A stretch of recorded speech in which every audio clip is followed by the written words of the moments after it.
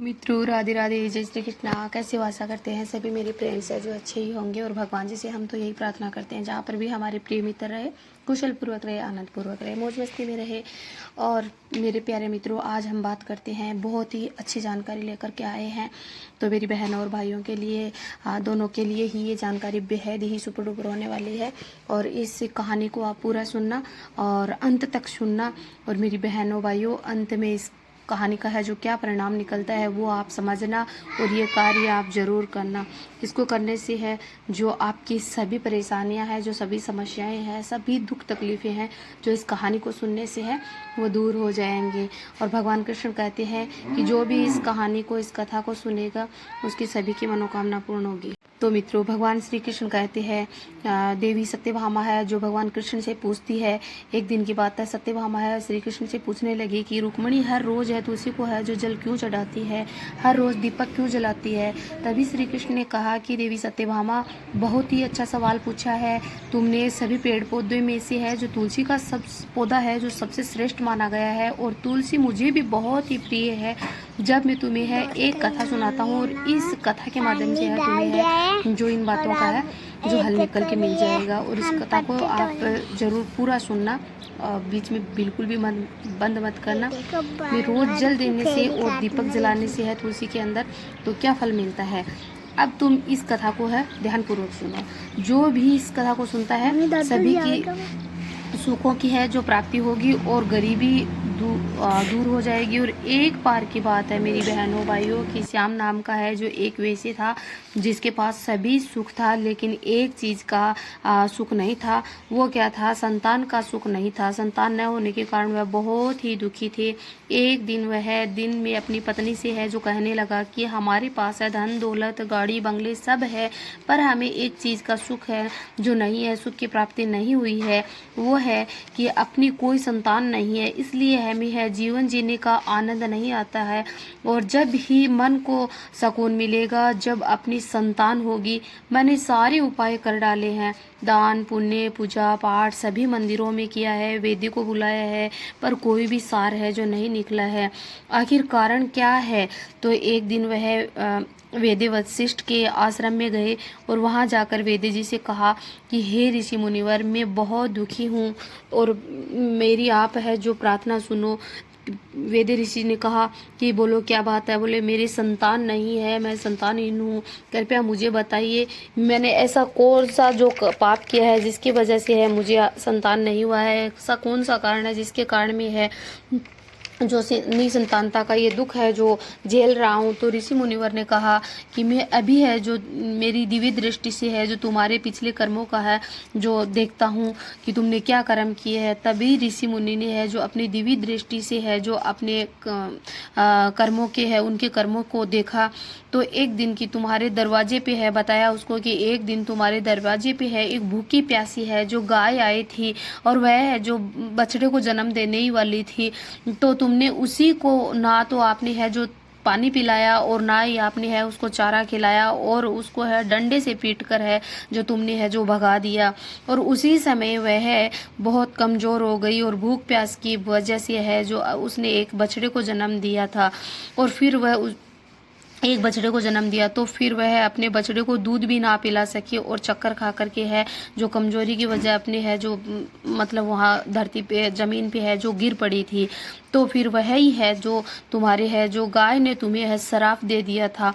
तो उससे इसका अच्छा इसी का मतलब उसी गाय के श्राप के कारण में है जो पिता नहीं बन सकता, तो वही कारण है। फिर वैसे श्याम सुंदर बहुत दुखी हुआ और मुनिवर से कहने लगा कि इस श्राप से मैं कैसे है जो बचूं, मुझे छुटकारा कैसे मिलेगा, क्या करना होगा। तब मुनिवर ने कहा कि तुम्हें यज्ञ करना होगा और ब्राह्मणों को है जो गायों का दान करना होगा, और दान करने से तुम्हें है जो संतान की प्राप्ति है जो होगी और पापों से तुम्हें है जो मुक्ति मिलेगी। मुनिवर आपका धन्यवाद कहकर श्याम सुंदर है जो अपने घर में आता है और ये कहा कि मैं इस कार्य को, ये यज्ञ को है जो अवश्य करूँगा और गायों का दान मैं अवश्य करूँगा। ऐसा कहकर है वह अपने घर को है जो आ गया और इन पापों से मुक्ति पाने के लिए सब कुछ करूँगा। और फिर अपने घर आकर के है जो अपनी पत्नी से है जो सारी बातें विस्तार से बताने लगा और कहने लगा कि ऋषि मुनिवर ने ये कहा है कि तुम्हें यज्ञ करना होगा और यज्ञ में है जो सब ये गायों का दान करना होगा, परंतु एक बड़ी दुख की बात भी है इसमें। बोले क्या? बोले कि है अपना पुत्र होगा, पुत्र केवल 18 वर्ष तक ही जीवित रहेगा, लेकिन कुछ दिनों के लिए ही है जो अपना सुख सही, लेकिन हो तो जाएगा, अपने संतान को अपन देखेंगे 18 वर्ष तक। तो फिर ऐसा करके है वह बहुत दुखी भी थे और बहुत खुशी भी थे। और ऐसे करके है जो फिर दोनों ने तय किया कि चलो कोई दिक्कत नहीं है, ये करेंगे हम। तो फिर है यज्ञ हवन है जो करवाया और ब्राह्मणों को है जो दान दिया। और उसी समय यज्ञ में है अग्निदेव प्रकट हुए और कहा कि याद रखना, तुम्हें उन दोनों पति पत्नी ने यज्ञ देवता से कहा कि हे भगवान यज्ञ देवता, हमें आशीर्वाद दो कि हमें पुत्र की प्राप्ति हो।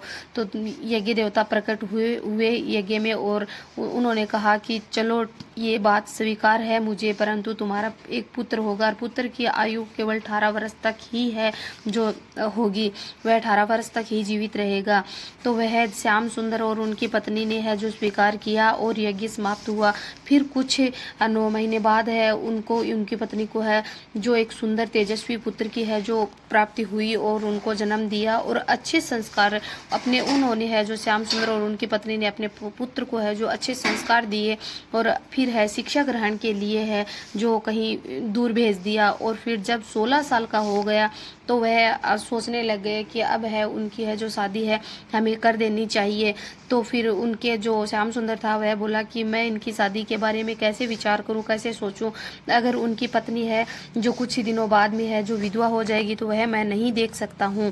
तो फिर उनकी जो श्याम सुंदर की पत्नी थी उन्होंने एक उनकी नहीं सुनी और उनकी शादी है जो कर दी।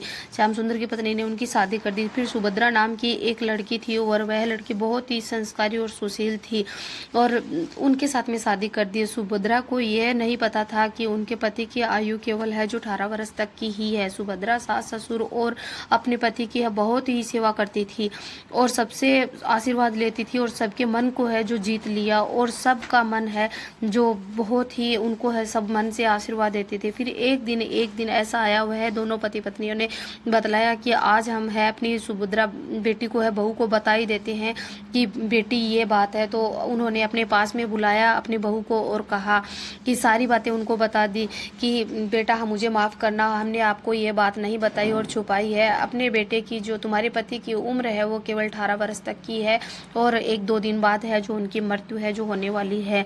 तो फिर उसे बहू ने कहा कि कोई बात नहीं, ये बहुत दुख की बात है, लेकिन आप मुझे है जो अब मैं मेरे पति के प्राणों की रक्षा खुद स्वयं करूंगी। आप मुझे है जो एक दीपक और एक जल का लोटा और एक गाय है जो मुझे लाकर दे दीजिए और फिर मैं अपने पति के प्राणों की रक्षा कर लूँगी। श्याम सुंदर ने बहुत तेज़ी से है जो ऐसे किया। सुभद्रा को है जो एक दीपक और एक जल का लोटा और एक है जो गाय है तुरंत है जो ला कर के दी। फिर सुभद्रा ने कहा कि धन्यवाद पिताजी।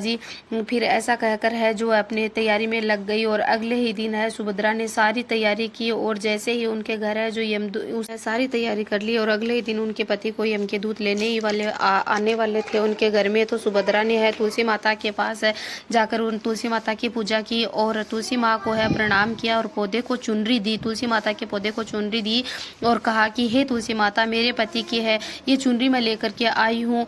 तुलसी माता को प्रणाम किया और कहा कि हे तुलसी माता, मैं ये चुनरी है जो लेकर के आई हूँ और आप मेरे सुहाग की रक्षा करना। तभी यमदूत है जो उनके पति को लेने के लिए आते हैं और तुलसी माता ने है जो उनका रास्ता है जो रोक दिया। तो यम के दूत थे वो चक्कर में पड़ गए कि ये है जो तुलसी के पौधे ने अपना रास्ता क्यों रोक दिया है। तो कहने लगे कि आपने हमारा रास्ता क्यों रोका है। तो तुलसी माता ने कहा कि सुभद्रा ने है जो सुभद्रा ने है जो आप सुभद्रा के पति को है जो नहीं लेकर के जा सकते हो। सुभद्रा ने मेरे ऊपर है जो चुनरी चढ़ाई है और कहा है कि हे तुलसी माता, आप मेरी इस चुनरी की है जो आप लाज रखना और मेरे सुहाग के रक्षा करना। तो मैं इसलिए है जो आपको है जो घर के अंदर है जो नहीं जाने दूंगी। ये इनके पति के प्राणों की रक्षा करना मेरा काम है, तो आप इनके पति को है नहीं ले जा सकते हो। तो उसने मुझे चुनरी चढ़ाई है, इसलिए फिर वह यम के दूत थे जो यमलोक में वापस लौट के चले गए और यमदूत चले गए और कहा, यमराज से कहा, धर्मराज जी से कहने लगे कि वहाँ तुलसी के पौधे ने है अपना जो है रास्ता है जो रोक दिया है।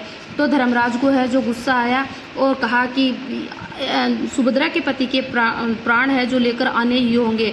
फिर है जो धर्मराज ने है 4 यमदूतों को भेजा और कहा कि सुभद्रा के पति के प्राण है जो हमें आज ही चाहिए और लेकर के आओ।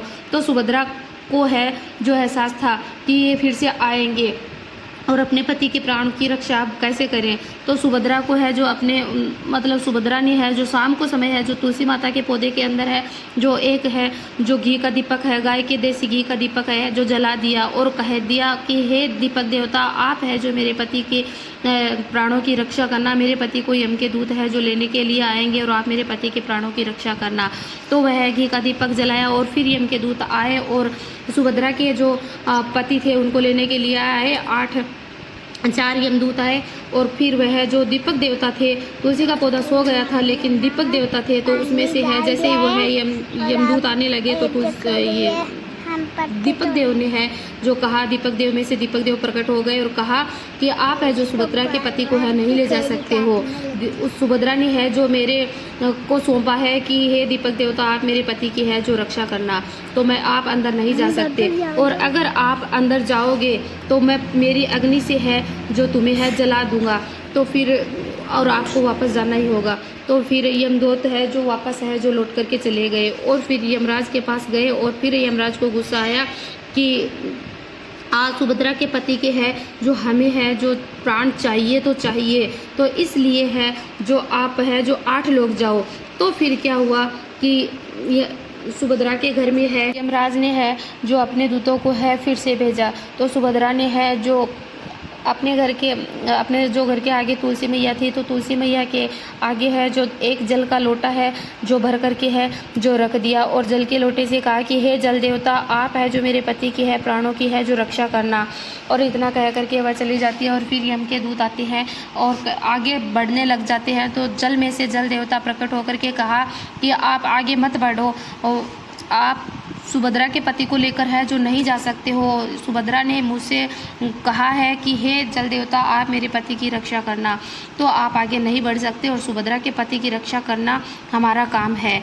आज आप उनको नहीं ले जा सकते और अगर आप आगे बढ़े तो मैं है जो आपके जो यमलोक में है अग्नि को है जो जा कर के है जो पूरी अग्नि को है जो मिटा दूंगा, मेरे जल से है जो पूरी अग्नि मिटा दूंगा। तो आपके यमलोक में है नरकलोक में है जो नरक लोग है वो डगमगा जाएगा। फिर आप है जो ऐसा करो कि वापस ही लौट जाओ तो आपके लिए सही होगा। तो फिर वह यम के दूत थे वापस लौट गए और फिर यमराज से धर्मराज से कहने लगी कि ये बात है, सारी बातें बताई। तो धर्मराज को गुस्सा आया। फिर धर्मराज ने है जो 8 यमदूतों को भेजा। 8 यमदूतों को भेजा तो उधर सुभद्रा को है जो ऐसे भनक थी कि वह आएंगे। तो फिर सुभद्रा ने क्या किया कि गाय को है अपने घर के आगे है जो बांध दिया और गाय माता को कह दिया कि हे गौ माता, आप मेरे पति के प्राणों की रक्षा करना, यम के दूत मेरे पति को आज है जो लेने आएंगे। और गाय को है जो आप आगे विनती करके है जो बांध दिया। और फिर यम के दूत है जो 8 लोग आए। तो आए तो पहले जैसे ही आगे बढ़ने लगे तो गाय माता ने कहा कि ठहर जाओ, रुको, आप आगे नहीं जा सकते हो, सुभद्रा के पति के प्राणों की रक्षा करना मेरा काम है, आप आगे नहीं जा सकते हो। पहले अगर आपको जाना है तो पहले मेरे प्राण लेने होंगे आपको और फिर आगे जाना होगा, और तो नहीं तो मैं आपको है जो शराप दे दूंगी। और पता है आपके गौ माता के शराप से आपको है जो कभी है जो मुक्ति नहीं मिलेगी आपको, और शराप कभी भी है जो वापस नहीं होगा। तो वह ऐसा सुनकर के है जो अब वापस है जो नरक लोग यमलोक में है जो पहुंच गए।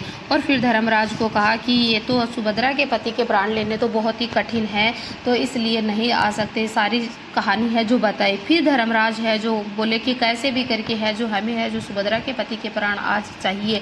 तो फिर धर्मराज खुद है जो यहाँ पे काली भैंस पे है, जो भैंसे पे सवार होकर है जो सुभद्रा के घर आए। और सुभद्रा है जो जैसे ही यमराज को देखा, धर्मराज को देखा, यमराज को देखा, तो देख कर के है यमराज को वह है जो सोचने लगी। और फिर आकर के है बाहर आकर के है जो यमराज के आगे है जो विनती करने लगी हाथ जोड़कर कि हे यमराज देवता, मैं बहुत ही धर्म करती हूँ, बहुत ही दान करती हूँ और बहुत ही संस्कारी स्त्री हूँ, और मैंने कोई भी पाप है जो कभी भी कोई पाप नहीं किया, हमेशा मैंने पुण्य किया है। आप मेरे प्राणों को, मेरे पति के प्राणों को है जो मुझे बख्श दो। आप प्लीज़ मेरे पति को है जो मत लेकर के जाओ, मुझे आप है, मुझे आप सिर्फ और सिर्फ ये मेरे सभी है जो मैंने जो सभी पुण्य किए हैं उस पुण्य के बदले में आप मुझे है जो ये करो, मेरे साथ में आप ये अन्याय मत करो।